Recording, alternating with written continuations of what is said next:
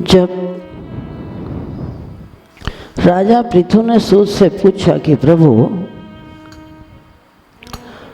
आपके मुख से श्रवण किया है कि जित 4 आश्रम है ना, गृहस्थ आश्रम उत्तम क्यों है, क्या कारण है? तो सूत जी महाराज ने उत्तर दिया कि सर्वप्रथम कारण गृहस्थी पर निर्भर होते हैं। वैसे तो प्रत्येक प्राणी उस ब्रह्म पर, परमात्मा पर निर्भर है, लेकिन लौकिक दृष्टि से, व्यवहार दृष्टि से ब्रह्मचारी, वानप्रस्थी और सन्यासी, विशेष तौर पर ये जो तीनों आश्रम है ना, वो गृहस्थी पर निर्भर है। गृहस्थी अपने धन से, चाहे राशन पानी हो या धन दान दे या वस्त्र आदि दे, गृहस्थी अपने धन से इन तीनों की सहायता करता है और ये तीनों मिलकर गृहस्थी के कल्याण के लिए साधना करते हैं।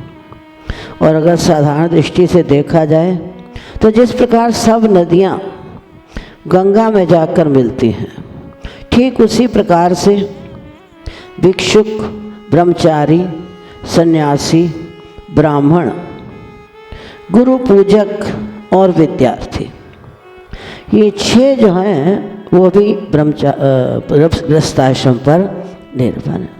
तो सबसे बड़ा कारण ये है कि तीनों आश्रम जो हैं वो गृहस्थियों पर निर्भर है। मैंने पहले भी निवेदन किया है, वैसे सबका पालक परमात्मा है, लेकिन लौकिक दृष्टि से। और दूसरा कारण है कि एक बार पाकिस्तान की सच्ची बात है, प्रथम पातशाही गुरुदेव भगवान, दूसरी पातशाही ने प्रश्न पूछा, कहा कि महाराज जी, ये जो संगत हैं या जो गृहस्थी है ना, ये हमसे विशेष है। दूसरी पातशाही ने कहा कि ये जो गृहस्थी हैं वो हमसे भी विशेष हैं। अब साधक तो मानते हैं कि हम तो बहुत बड़े त्यागी हैं, संसार का त्याग किया। तो गुरुदेव भगवान ने उत्तर दिया कि ये जो संगत है ना, एक तो अपने गृहस्थ आश्रम का पालन करती है और दूसरा अपने 24 घंटों में से कुछ न कुछ समय सत्संग के लिए, धर्म कर्म के लिए निकाल। इसलिए जो संगत है वो विशेष तो है, इसलिए विशेष कहा क्योंकि ये दोनों धर्मों का अनुकरण करती है। क्यों महापुरुषों ने कह दिया कि अगर गृहस्थी 5 मिनट भजन करे, गृहस्थी अगर 5 मिनट भजन करे और साधु 1 घंटा करे, तो दोनों का फल बराबर है। अब कुछ लोगों का मानना है कि ये तो पक्षपात है, हम घंटा भजन करें और गृहस्थी 5 मिनट। तो महापुरुष कहते हैं कि गृहस्थियों ने अपने शास्त्रानुसार, धर्म के अनुसार इस बात का अनुभव किया कि 24 घंटों में से कुछ न कुछ समय जो है हमें प्रभु भक्ति में लगाना है। और सन्यासी के लिए तो शास्त्रों में कहा गया है कि कम से कम 8 घंटे, कम से कम, ज़्यादा नहीं तो 8 घंटे। इसलिए गृहस्थी जो है साधकों से विशेष है। और तीसरा कारण, कोई व्यक्ति अगर तैरना चाहता है ना और वो कहे कि मैं रेत पर तैरना सीख लूँ, तो जीवन भर लटकता रहे, रेत पर कभी सीख नहीं सकता है। अगर उसने तैरना सीखना है तो उसे गहरे जल में उतरना ही पड़ेगा, क्योंकि पानी में नाव चले तो चले, पर नाव में पानी न आने दो। नाव तो पानी में ही चलेगी, और मान लो अगर नाव में पानी आ गया तो क्या होगा? खुद भी डूबेगी और सब पथिकों को भी। इसलिए गृहस्थ आश्रम उत्तम तो है, लेकिन उसके साथ साथ अगर वो गृहस्थी शास्त्र के नियमों का पालन करता है, अपनी आय में से कुछ न कुछ अंश दान करता है, शुभ कार्य करता है, अगर शास्त्र के नियमों का पालन किया तो अपने आप वो कुछ न कुछ समय भगवत भजन के लिए, प्रभु प्राप्ति के लिए लगाएगा। ये हर समय, घड़ी, हर पल, समय समय के अनुसार सबको स्थान दिया जाता है। तो गृहस्थी ये ना सोच लें कि हम तो बहुत महान बन गए हैं, सन्यासियों की वही वैल्यू, उनकी अपनी कीमत है, उनकी अपनी कीमत है। तो एक बार एक राजा ने एक व्यक्ति को अति सुंदर गुलदस्ता दे दिया।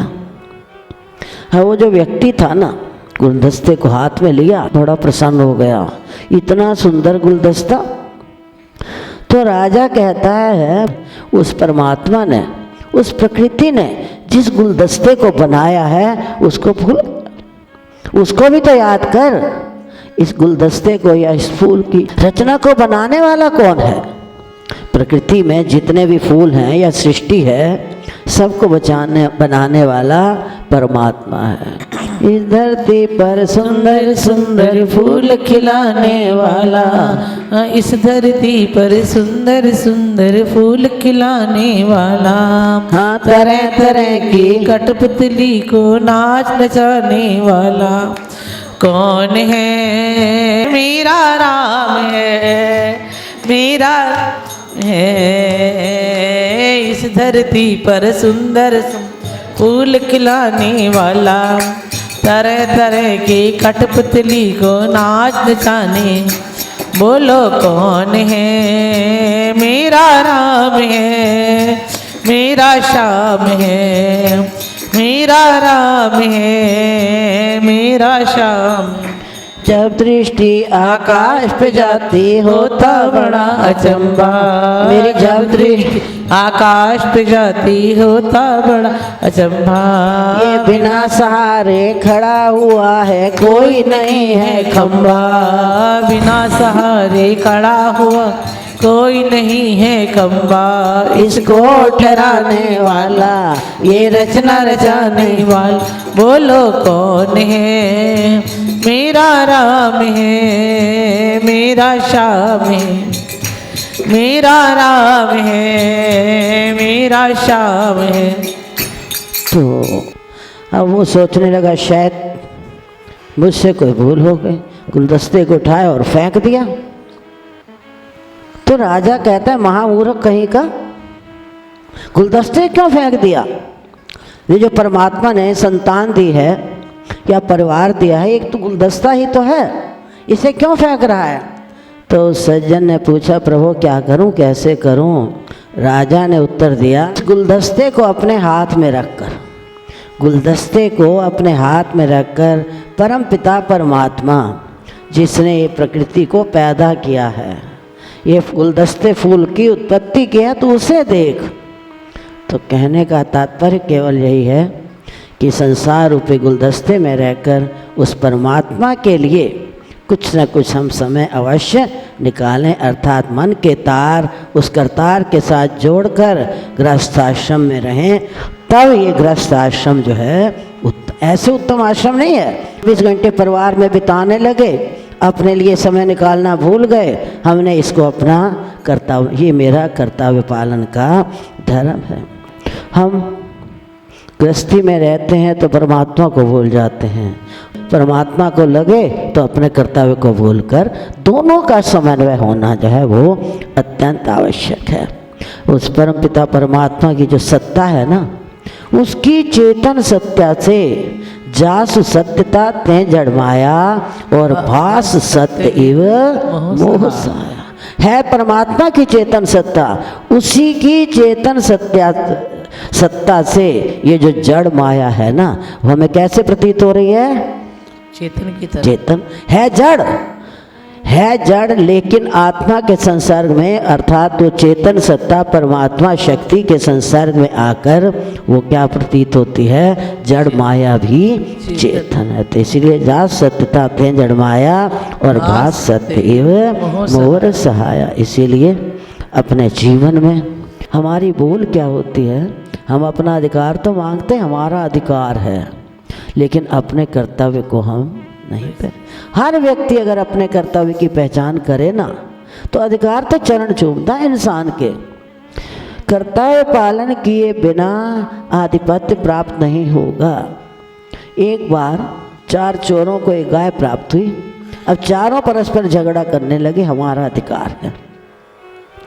जब 4 चोरों ने उस गाय को पकड़ा तो अधिकार तो बराबर चारों का। अब चारों किस प्रकार बांटे? तो सर्वप्रथम पहले चोर ने कहा कि कहा तो मैंने था ना इस वन में चलो, इस पर मेरा अधिकार, इसलिए पहले पहले दिन इसे मैं अपने पास रखूँगा। गाय को तो रख लिया, लेकिन सारी रात उसे बेचारी को चारा न दिया। गाय को मारने लगे, दूध नहीं देती, कैसी बांझ गाय है, बड़ा दुख दे रही है। ठीक है, अब उसकी बारी तो चली गई। अब दूसरी दिन बारी दूसरे चोर की आई, उसने उसको लिया और बड़ा प्यार से सलाहने लगा, शायद अब दूध देगी। चारा फिर भी ना दिया, चारा न दिया। और जब तक इस शरीर को भोजन नहीं दोगे तो तुम्हारा शरीर कब तक चलेगा? बोलो, कब तक खींच लोगे इससे गाड़ी? इस शरीर से गाड़ी तुम्हारी कब तक खींच जाएगी?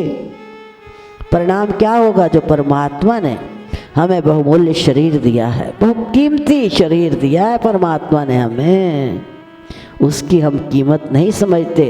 अपने ही शरीर के साथ हम स्वयं ही अनर्थ कर रहे हैं। कोई दूसरा व्यक्ति करे तो इंसान कहता है अपने शरीर से स्वयं अनर्थ कर रहे हैं। कितना बड़ा अपराध! हमें समझ नहीं आती कि हम कितना बड़ा अपराध स्वयं अपने लिए कर रहे हैं। दूसरे दिन गाय को चारा नहीं दिया, सलाहने लगा, लेकिन दूध कहाँ से दे? जब गाय खाएगी नहीं तो दूध दे। अब तीसरे चोर ने कहा ये इंसानियत से नहीं मानेगी, इसे दंड का प्रहार करना पड़ेगा। अब डंडा मारा, फिर दूध निकालने लगा। दूध गाय तो जो बेचारी थी वो गिर पड़ी। अब चौथे चोर ने कहा मैं इसे सीधा करता हूँ। मार मार के अधमरा किया, मैं इसका दूध निकाल कर रहूँगा।